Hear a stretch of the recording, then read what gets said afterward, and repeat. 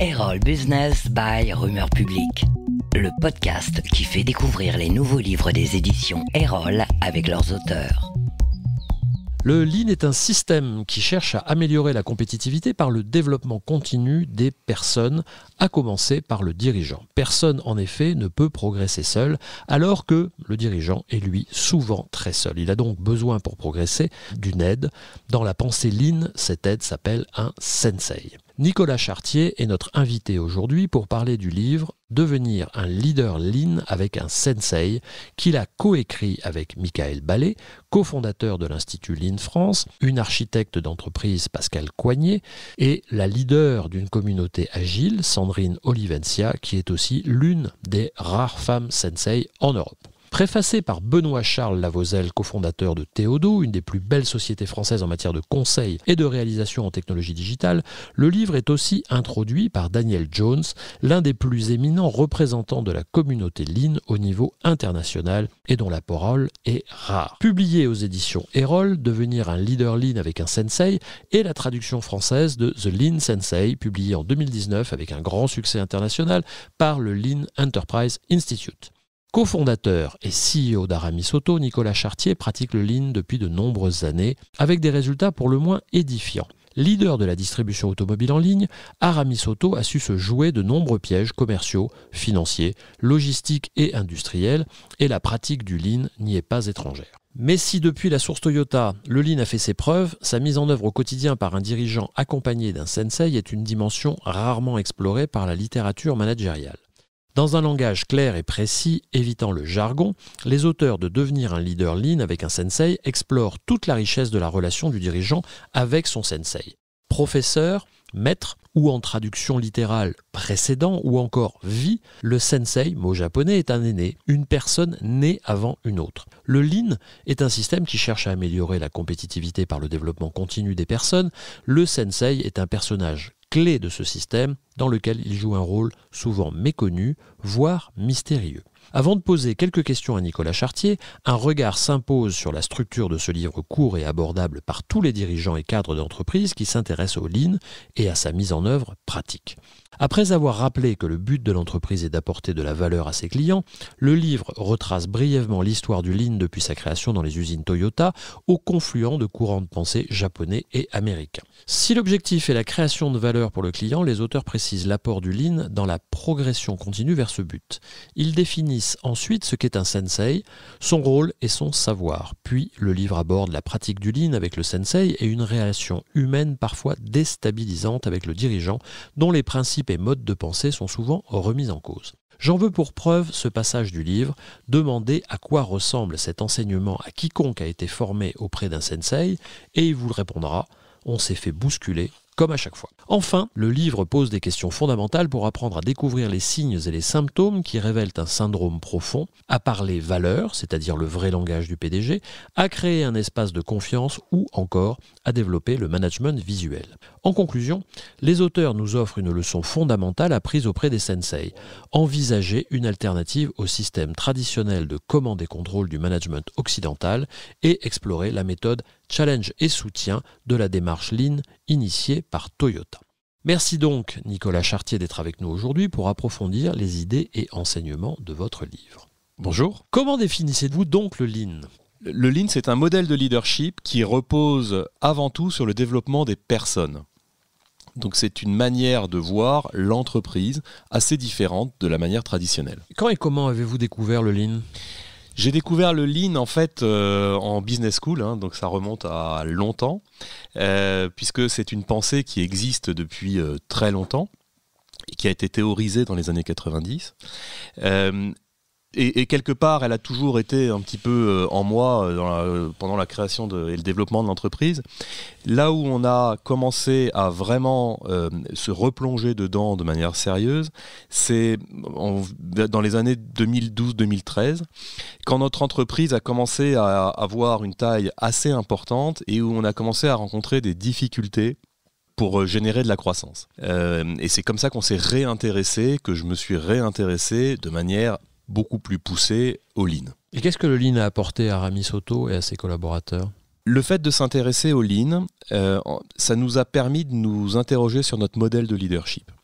On se rend compte en fait que on ne peut pas diriger une entreprise importante comme Aramis Auto si on n'est pas clair sur notre modèle de leadership. Le fait de s'intéresser au Lean, du coup, nous a obligés et nous a permis de bien définir notre modèle de leadership et d'être clair sur la manière dont on allait développer l'entreprise et les collaborateurs. Le bénéfice pour les collaborateurs et pour l'entreprise sont des résultats, je ne sais pas s'il faut qu'on en parle maintenant. Depuis qu'on a commencé à travailler avec un Sensei en 2016, on a connu une croissance continue et importante, on a relancé notre croissance, on a très fortement amélioré la rentabilité de l'entreprise, on a un taux de satisfaction client qui a progressé et qui surtout s'est stabilisé à un très bon niveau. Même s'il continue de progresser, mais il n'a plus backslidé. Et on a un taux d'engagement et de satisfaction collaborateur aussi qui a fait d'énormes progrès et qui, de la même manière, ne recule plus. Et personnellement, pour vous, cofondateur et CEO d'Aramis Auto, qu'est-ce que cette pensée Lean vous a apporté ? Je crois que pour un CEO... pour être bon dans la direction d'une entreprise, il faut être clair sur le modèle de leadership que l'on a. Et ce modèle de leadership, en fait, finalement, assez peu de CEO sont capables d'exprimer clairement leur modèle de leadership. Le Lean, ça m'a permis de clarifier mon modèle. Ça m'a permis de le challenger et ça m'a permis surtout de l'enrichir en permanence. Et je continue de l'enrichir en permanence puisque un des principes clés du Lean, c'est l'apprentissage. C'est l'apprentissage pour l'ensemble de l'entreprise. C'est l'apprentissage pour les collaborateurs. Et le premier qui doit être dans un mode d'apprentissage dans l'entreprise, c'est le dirigeant, les dirigeants. Et le Lean est très clair là-dessus et le Sensei est très utile là-dessus, c'est qu'il remet le dirigeant dans une dynamique très forte et très poussée et très difficile aussi parfois d'apprentissage. Et en fait, c'est l'apprentissage du dirigeant qui va vraiment aider l'entreprise à progresser. Mais c'est toute la difficulté du dirigeant qui justement se retrouve un peu seul en haut d'une pyramide hiérarchique et donc qui va chercher auprès d'un sensei l'aide pour progresser et apprendre. Comment est-ce que vous définiriez aujourd'hui un sensei et comment vous avez trouvé le vôtre ? Alors le sensei, il amène pas de réponse. Donc, ce qui d'ailleurs est difficile. Il va amener beaucoup de questions et il aide le CEO à s'interroger sur sa stratégie d'entreprise, sur sa manière de diriger ses collaborateurs, sur son modèle de leadership en fait.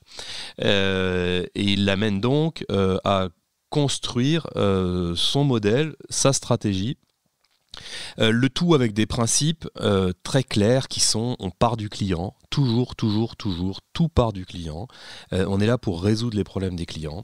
On part aussi des collaborateurs et des problèmes des collaborateurs. Il y a une dimension très forte du respect for people dans la pensée Lean. On attache énormément d'importance au terrain et tout se passe sur le terrain. C'est-à-dire que quand on fait le travail avec un sensei, ça se passe toujours sur le terrain. Ça se passe pas dans des salles de réunion, ça se passe pas au café ou au resto, ça se passe sur le terrain, là où ce qu'on appelle, nous, la machine touche la pièce, là où on est en train de créer la valeur. Il y a toute une dimension aussi de volonté d'amélioration permanente, donc on est à la recherche d'amélioration permanente et avec un challenge fort, c'est-à-dire qu'on se fixe toujours des challenges très forts. Donc le sensei, il va accompagner le dirigeant avec ces principes-là et l'aider à mieux voir toutes ces choses-là sur le terrain. Comment vous avez trouvé votre sensei ? Alors en fait, ce qui s'est passé, c'est que moi, j'avais engagé l'entreprise dans une démarche Lean, donc en 2012, et je l'avais fait avec des consultants.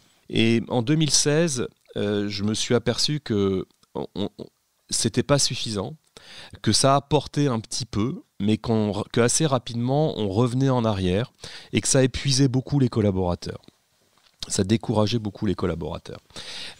Du coup, je me suis mis en... Et pourtant, j'avais lu beaucoup sur le Lean, sur toutes les entreprises qu'il avait adoptées, les Toyota, etc., etc. Et du coup, moi, je restais un fervent croyant. Et je n'avais pas envie de lâcher l'affaire. Ce qui m'a amené à me dire, bon, il faut que j'aille parler avec des gens hyper qualifiés sur le sujet. Et c'est vrai qu'à l'époque, j'ai dit, il faut que je parle avec des gourous du Lean. Donc je me suis mis en tête de chercher des gourous du Lean, et c'est comme ça que je suis tombé sur Michael Ballet, que j'ai contacté, qui m'a pas très bien reçu d'ailleurs au départ, mais je me suis un peu accroché, et c'est comme ça qu'on a commencé à travailler ensemble. Et justement, comment vous avez travaillé avec lui ? Alors, la première fois que j'ai rencontré Michael, je lui ai fait part de mon problème. J'ai dit, écoute, moi j'essaie de développer mon entreprise, je me rends compte qu'on a des difficultés à faire de la croissance, on améliore un truc d'un côté, mais il y a autre chose qui se dégrade de l'autre, on a de la variabilité un peu partout, on a du mal à stabiliser, on a besoin d'augmenter nos frais marketing plus que nécessaire pour faire de la croissance, et on a essayé de faire du Lean. On sent bien qu'il y a des trucs très intéressants là-dedans, mais on n'arrive pas à rendre le truc pérenne. Et donc en fait, il m'a dit, c'est normal parce que tu ne t'y prends pas du tout de la bonne manière. Tu veux faire des trucs à tes collaborateurs, tu veux leur faire faire des trucs, mais toi, tu ne changes pas. Et donc, il m'a fait prendre conscience que si on voulait changer l'entreprise, il fallait commencer par changer le dirigeant. Et il m'a dit, il faut que tu apprennes le geste de dirigeant. Et voilà. Et au quotidien, c'était quelle fréquence d'intervention ?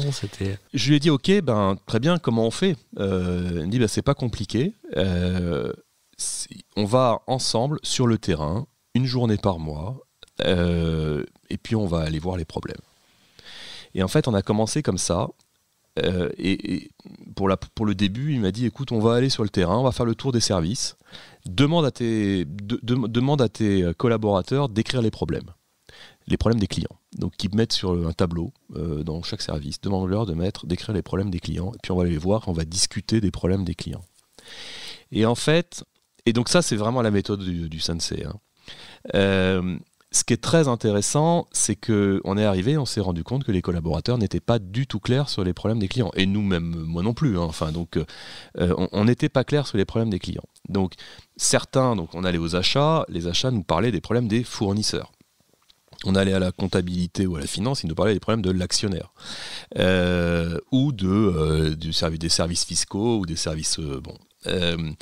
et assez peu de gens étaient capables de bien nous parler du client. Donc, chacun était en faisant ça, on se rend compte que chacun est en train de bosser et a des préoccupations qui ne sont pas tout alignées. Donc, la première chose à faire à la suite de ça, c'est de reclarifier auprès de tout le monde quelle est la priorité, quels sont les problèmes sur lesquels l'entreprise doit bosser. Et évidemment, si on veut créer de la valeur et prendre des parts de marché, ce sont les problèmes des clients sur lesquels on doit bosser. Belle expérience. Et pour revenir un peu au livre avant de conclure, pourquoi avoir coécrit ce livre et à qui est-il adressé et qu'est-ce que vous espérez qu'il apporte à ses lecteurs ? Alors pourquoi l'avoir coécrit ?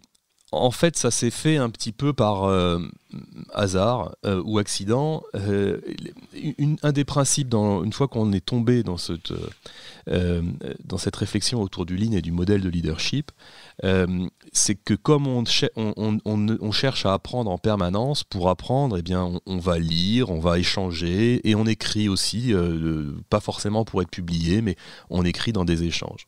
Et donc, avec Michael, moi je me suis retrouvé à avoir des échanges avec justement Sandrine, Pascal, Dan Jones, et d'ailleurs échange animé par Michael, où on discutait justement de certains sujets liés à des problèmes qu'on pouvait rencontrer au quotidien. Et nos échanges, en fait, vus par Dan Jones, au bout d'un moment, en fait, au début, c'est parti en disant, ça a commencé par l'écriture d'un article sur le sensei justement. Et Dan Jones a trouvé ça intéressant. Il a dit mais les gars, faut que vous fassiez un livre de ça. Il y a de quoi faire un livre. Du coup, on est allé un petit peu plus loin et ça a fait un livre. Maintenant, à qui est-ce qu'il s'adresse ? Il s'adresse à toutes les personnes qui ont envie, qui se rendent compte que la manière de faire traditionnelle ne fonctionne plus et qui sont prêtes à changer leur manière de voir les choses. Il faut être prêt, parce que si on n'est pas prêt, en fait, on ne reçoit pas forcément le message. Donc, il faut des gens qui en ont marre de la manière traditionnelle et qui ont envie de se bousculer un petit peu et d'essayer de faire quelque chose autrement. Et moi, particulièrement, c'est vrai que je rencontre beaucoup de CEO. Forcément, j'ai un prisme de CEO et de fondateurs d'entreprises aussi. Et moi, je suis vraiment choqué de voir à quel point beaucoup de ces CEO ont finalement pas vraiment d'idée de leur modèle de leadership et que ça les pénalise. Ils ne se rendent pas compte à quel point ça les pénalise au quotidien dans leur entreprise. Et donc, moi, si je pouvais les aider à poser des questions, je les aiderais aussi à développer leurs entreprises et ce serait génial. Et un dernier conseil pour aborder le lean ? Le meilleur conseil que je donnerais, c'est qu'il faut l'aborder avec humilité et persévérance. Devenir un leader lean avec un sensei, un livre aux éditions Erol. Merci Nicolas Chartier, cofondateur et CEO d'Aramisauto. Merci. Erol Business by Rumeur Publique, le podcast qui fait découvrir les nouveaux livres des éditions Erol avec leurs auteurs.